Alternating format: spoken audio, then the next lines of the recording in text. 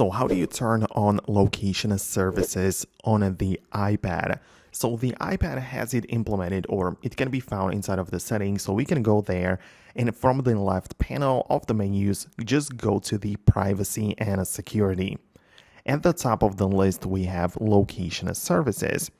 And there is one main toggle at the top of the page, which you can turn on, and then the iPad can generally access your location. So that's like a first step.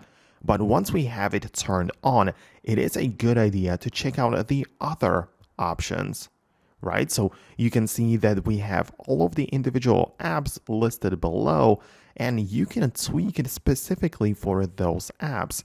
So perhaps you want your iPad to access the location generally speaking, but perhaps you don't want the apps like Instagram or I don't know, like Siri or some reminders, right? Some seemingly random apps, perhaps you don't want those to constantly have access to your location.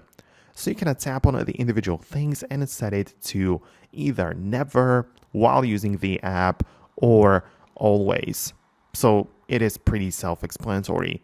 With some apps, you also have to ask next time when I share. So it is another option right there. So I would recommend you to go through the things one by one and then decide how you want to have it. One last option I want you to know about is below we have, or entirely at the bottom, we have the system services.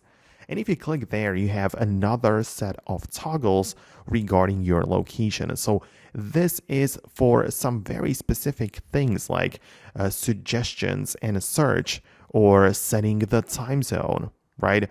Or in-app browsing, device management. So these are kind of the things which you need to manage specifically, kind of like more ambiguous terms, but I guess you can kind of get the point of what it does. So manage it however you want, but that's it from me. Let me know below in the comments if it worked for you. Thanks a lot for watching, and I'm hoping to catch you later in the next tutorials.